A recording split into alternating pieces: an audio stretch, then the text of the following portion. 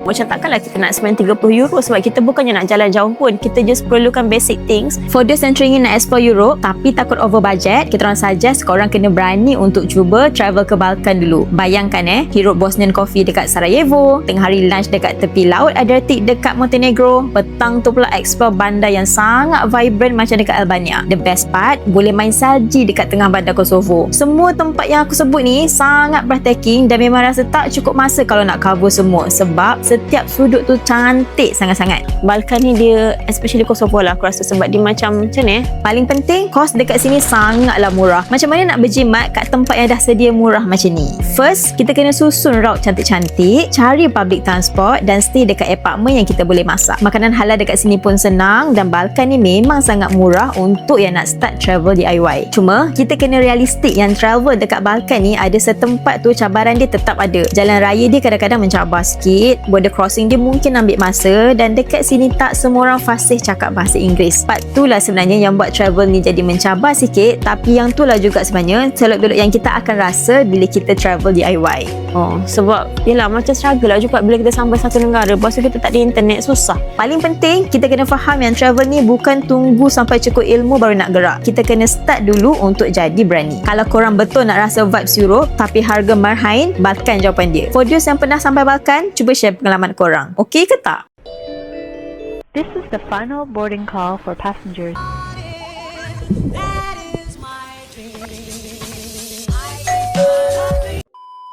Good morning from Pristina, Kosovo.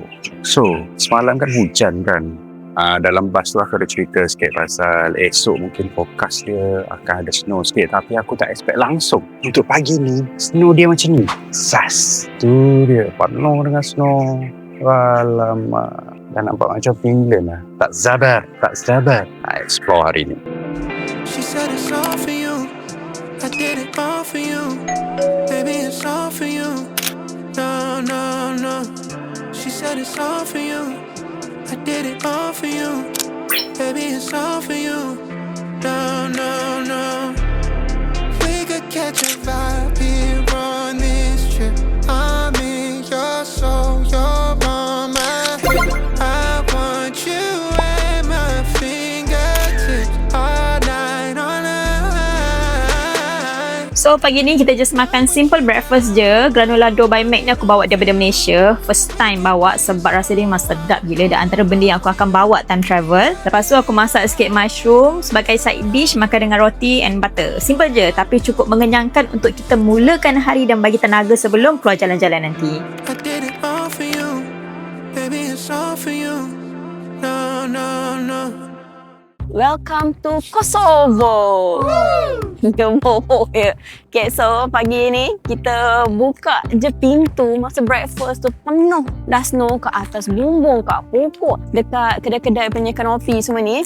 So kita dah breakfast kat rumah tadi, sekarang pukul 9 kita nak keluar jalan-jalan dekat area Kosovo. Jom. Suhu pagi ni negatif 5 darjah Celsius. Real feel aku tak sure berapa, tapi dia negatif 5 dan berangin. So aku rasa real feel bawah lagi daripada negatif 5. So first kita nak pergi ke first destination. Cantik lah nampak putih-putih macam ni. Aku rasa lepas daripada yang kat Bosnia hari tu, ni the second time kita nampak snow yang bila dia turun, habis dia putihkan jalan, pokok apa semua. Cantik lah. And untuk weather forecast hari ni pun akan turun snow lagi. Lama gila tak rasa salji macam ni, sejuk boy. So sekarang kita on the way nak ke tempat semalam, Mother Teresa Square. Kita akan start daripada Mother Teresa Square. Kita akan buat satu loop, complete loop dan berakhir balik dekat Mother Teresa Square. Sebab apa? Sebab rumah kita memang dekat sini. Mother Teresa Square ni tak sampai 100 meter. Aku dah jalan ni, dah sampai dah dekat lorong Mother Teresa Square.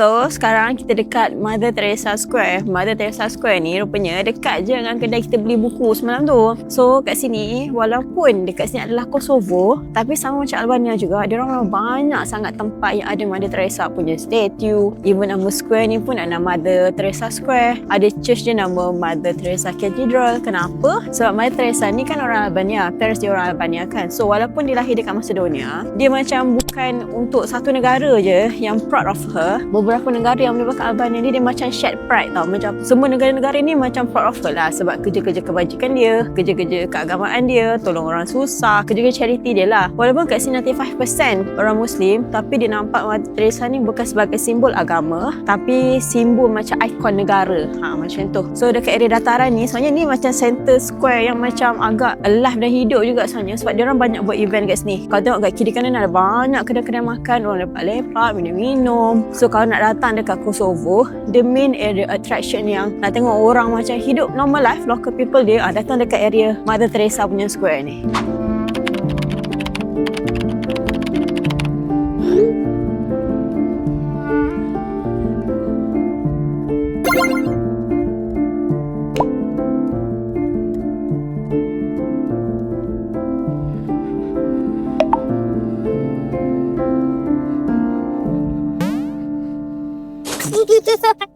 So ni lah statue Mother Teresa dekat Mother Teresa Square. Tapi kat sini tak panggil Mother Teresa lah, dia panggil Nenek Tereve.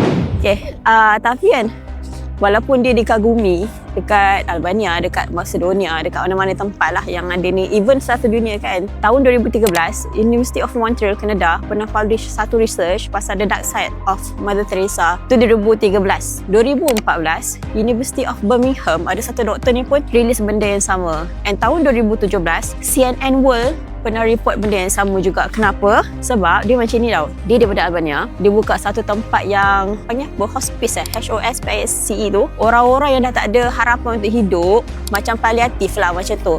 Dan akan duduk kat satu tempat ni tempat yang dijaga oleh Mother Teresa tu lah. Cuma masa beberapa tahun sebelum CNN report benda tu tahun 2017, ada seorang ni nama dia Gonzales.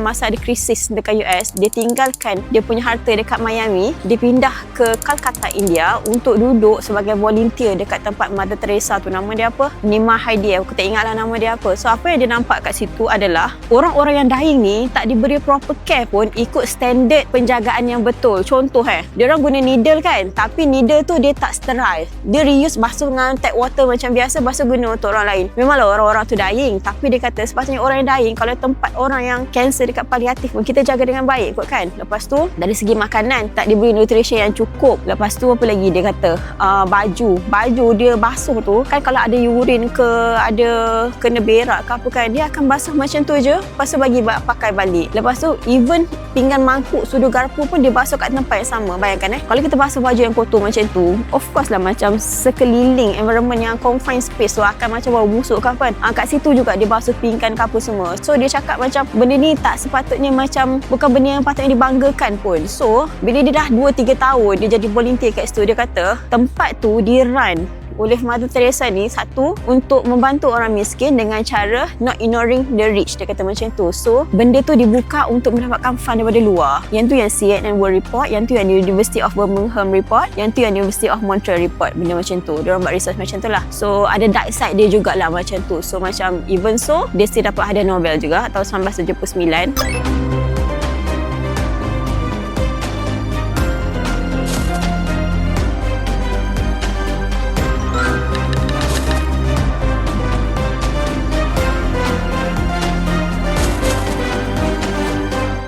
Untuk orang-orang India, kalau kita macam cakap pasal benda tu kan, diorang akan backup tau macam tu. Sebab dia kata, sebab yelah India kan macam nak menjaga orang-orang macam ni, diorang kan di-ignore, siapa yang nak jaga kan. Tapi ada satu figure yang macam ni yang pergi ke India, datang jauh daripada belah Europe ni untuk menjaga orang-orang macam tu. Dia kata macam this is already a blessing macam tu lah. Tapi dari segi kebajikan yang sebenar masih jauh lagi ketinggalan. So dia, orang yang volunteer tu memang dia report, dia kata tempat ni just untuk dapatkan fund je. Aku tak tahu mana betul betul mana salah. Mungkin betul, ada side yang betul, ada side yang baik, dan mungkin ada side juga yang dark side dia jugalah macam tu. Sebab kalau takkanlah benda tu dipublish, dan benda orang yang publish cerita ni pun bukan orang biasa, universiti, CNN, benda macam tu. So orang yang mendengar tu mungkin korang boleh baca sendiri benda-benda ni, tapi anda choose lah which one you decide untuk lihat benda tu macam mana, dari good side ataupun bad side. So kita dah settle dekat Mother Teresa Square. Next kita akan pergi ke stop lain pula. Kat sini hari Ahad ni, hari ni masa kita orang sampai dekat Kosovo hari kedua ni, sebab semalam sampai dah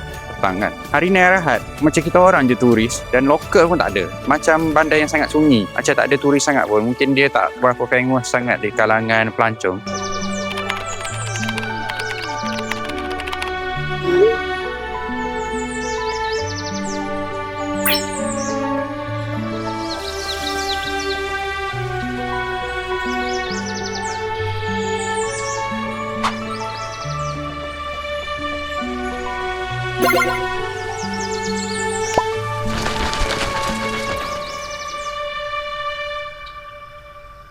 Tengok kerusi dia semua putih dah, beku dah dengan snow kat sini. Unexpected dapat tengok snow dekat Kosovo. Macam inilah dia anak-anak Malaysia yang tak pernah tengok snow dekat Malaysia. Email tanya, kalau di Malaysia tiba-tiba snow macam mana? Kalau Malaysia tiba-tiba snow, maksudnya nak kiamat lah. Illyria ni lah nama bangsa pertama yang duduk Albania dulu. Dia buat jadi nama company dia dekat sini. Laju gila kereta snowplow dia yang orange tu. Dia akan tolak snow untuk clearkan jalan supaya kita mudah jalan, tak licin sangat. Macam Arabik. Ni first time aku experience snow yang macam ni, tapi dia kering. Biasa snow dia macam basah-basah sikit, macam hujan kan. Tapi yang ni version yang kering. Sebab tempat yang kita pergi ni city, bukannya kawasan yang ke dalam sikit. Kita lihat kat situ, sweet berry. Don't worry, eat berry. Ni kita sampai dekat dataran satu lagi. Kat dataran ni ada carousel belakang tu, dengan ada hot air balloon punya lika kat sini. Belakang tu dia besar-besar kat situ, Free Ukraine. Tengok vanilla tu. Dia tak nampak carousel lah, dia nampak nak kutip snow je.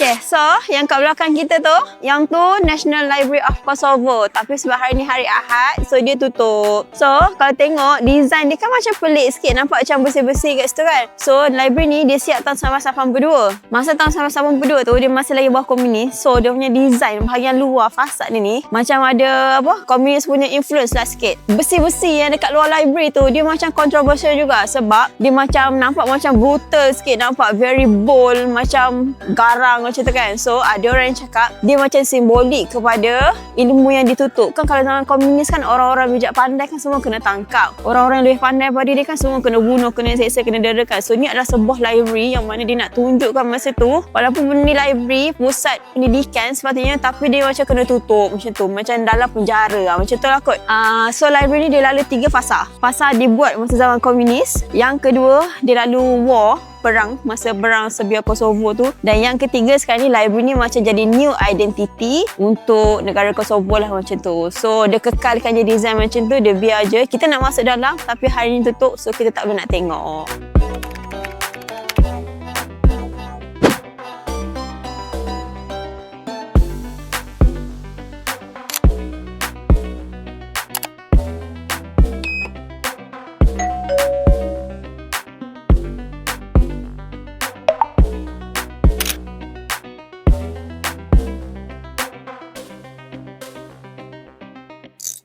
Jom, pergi. Sekarang tengah snowing ni, tengah turun snow. Tadi kita berhenti masuk dalam apa restoran je sebab sejuk sangat-sangat. So, kita duduk dalam tu dekat 45 minit juga. So dah tak sejuk sangat ni, baru kita keluar balik nak jalan ke next destination. Kita nak pergi ke Mother Teresa Cathedral. Okay, ini Vanilla. So Imeh tengah betulkan rambut, dia buat sikat. Dia sikat rambut dalam snow. Mak, sejuk. Sekarang snow tengah turun dan dekat belakang kita ni nama dia Mother Teresa Cathedral. So, dekat tempat yang 95% adalah Muslim, ada satu katedral yang sangat besar. Dia punya besar ni, aku boleh gambarkan macam besar macam katedral dekat Itali. Besar macam ni lah. Dekat Vatican City pun besar macam ni lah juga. So, dia macam ni tau. Kenapa dekat negara yang majoriti Muslim, 95%, 5% je Christian, 5% or less than 5% lah kan. Dia buat satu katedral yang besar kat sini dan this is the only cathedral dekat dalam Kosovo. Sebabnya, Kosovo ni kan dia negara baru tahun 2008 kan. So, dia nak diterima dalam EU sebab dia kan banyak lagi negara yang tak recognize dia kan. So, apa dia buat? Dia kena buat satu statement yang macam dia ni more to westernized, more to Europe. Macam tu. Walaupun dia negara majoriti Muslim, so dia nak macam dikenali sebagai negara sekular, negara yang boleh tolerate dengan minoriti, macam tu lah. Sebab so dia buatlah macam ni. Lepas tu dia buat katedral ni bukan untuk orang lokal pun, dia buat katedral ni untuk orang luar sebenarnya, untuk orang Kristian daripada EU, daripada Vatican, daripada mana lagi, daripada UK, US, apa semua tu. So yang ni memang untuk foreigner je sebenarnya. Tak ada benda yang dia boleh buat ataupun statement yang dia boleh cakap nak tunjukkan dia ni sebenarnya macam more to western, tapi dia buat dalam satu bentuk visual, benda yang boleh nampak. Sebab bangunan-bangunan besar macam ni boleh dia buat dekat city tu yang akan melambangkan city dia ni sebenarnya apa. Macam tu. Faham tak maksud aku macam nak cakap bila satu negara orang kan akan fokus kat city kan. KL ada apa, KLCC ada, TRX ada, PNB 118. So dia buat satu katedral yang besar macam ni supaya nak tunjuk macam oh city dia ni macam modern je sebenarnya. City dia ni more to macam European macam tu.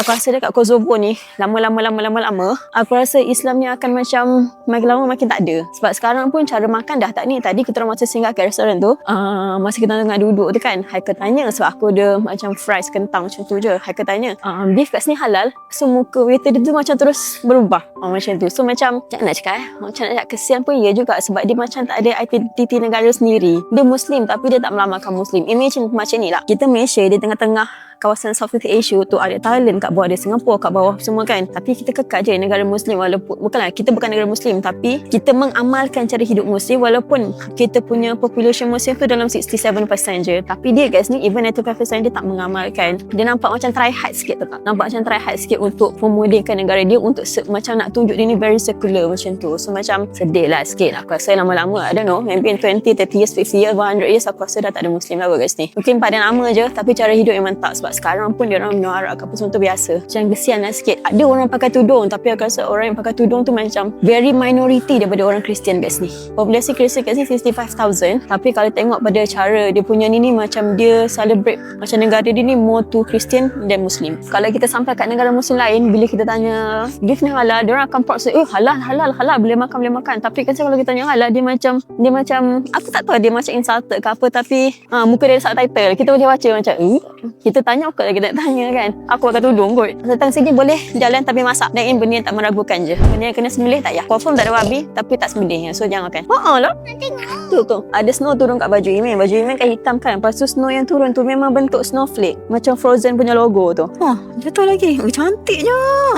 Cantik lah. Semalam kan aku dah cakap kan, masa kita datang sini kan ada LB Mall yang sangat besar tu. So sekarang ni kita nak masuk LB Hypermarket. Taklah sebesar macam mall dia tu dekat bus station tu. Kecil sikit tapi jom kita tengok ada apa. Sebab sejuk sangat kat luar ni, sejuk. Aku rasa macam real feel negatif 10 dengan snow tengah turun. Sedap lah snow, memanglah suka tapi sejuk sangat. So jom kita jalan kejap, kita panaskan badan, so kita keluar balik. So kita panaskan badan, kita keluar balik. Begitulah, terus cantik.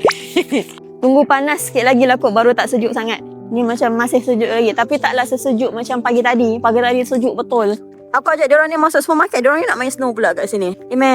Hang ni daripada kecil sampai besar sama je. Tengok yang Finland punya travelog tu. Kita orang macam selalu marah dia sebab dia selalu pijak snow. Takut licin dan jatuh. Lepas tu datang sini, dah sekolah menengah pun macam ni lagi. You secondary school ya sekarang. Jom. Vanilla, stop. Let's go.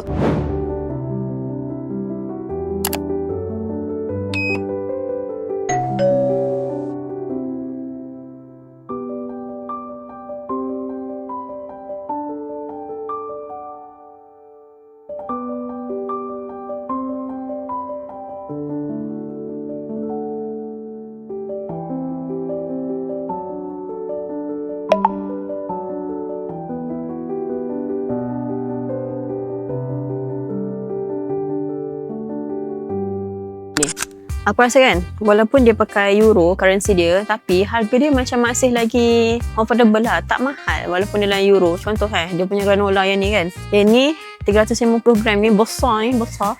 Baru 2 euro, RM10. Kalau kat Malaysia mahal kot. Sebab pagi tadi, masa breakfast kita makan tu, granola tu, Tim Tiah bagi. Tim Tiah tu yang dekat IG tu, yang Chinese. So, dia bagi Sultan Travel. Sedap gila, terlalu sedap. Aku biasa kita makan cereal kan. So, instead of makan cereal, benda proses, aku rasa better makan granola. So, macam RM10 macam ni. Murah macam ni. Kita beli. Kita habiskan yang tu, lepas kita beli yang ni. Dan dia lebih sedap, jauh lebih sedap daripada cereal. Lebih healthy. You can buy this one. Eat the chocolate, you eat the cake. Nanti eat cake. Dah macam buat Lego tu. Ni nak DIY Nabati, boleh beli yang ni. Besar gila. Besar muka. Nampak? Wafer. Kamu apa? Wafer dia. Nak beli macam ni tapi takut. Takut nanti kena scam. Crony. Ambil yang cantik sikit lah. Kalau macam ni boleh lah beli. Aku yakin je nak beli benda macam ni sebab dia memang termakan babi. Kaiful. Jatuh kan. Dia jumpa Chromie dengan Hello Kitty punya. Which one you want tengok? You take Chromie. Ugly lah Chromie. Ada skeleton. Sebab takut sebab ugly. Tu perut lembu tu kan. Perut rasa masuk dalam tu. Perut masa masuk dalam usus jadi sausage. Macam tu kan? Kan. Tak nak macam tu. Ni masuk dalam usus lah baru jadi sausage. Yalah, masuk dalam usus jadi sausage. Potong-potong buat dia pepperoni. Jadi halal. Chicken ni. Yang beef tak tahu. Ni macam semalam tu kan. Lepas kita dah panaskan badan kat dalam tu, kita keluar, matahari pun dah tegak atas kepala. Lebih panas sikit lah daripada tadi. So now kita nak menuju ke next destination dalam 700 meter daripada Mother Teresa punya cathedral.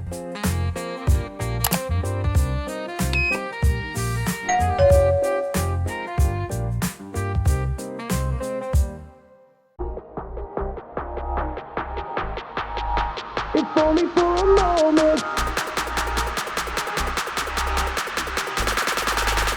only for a moment.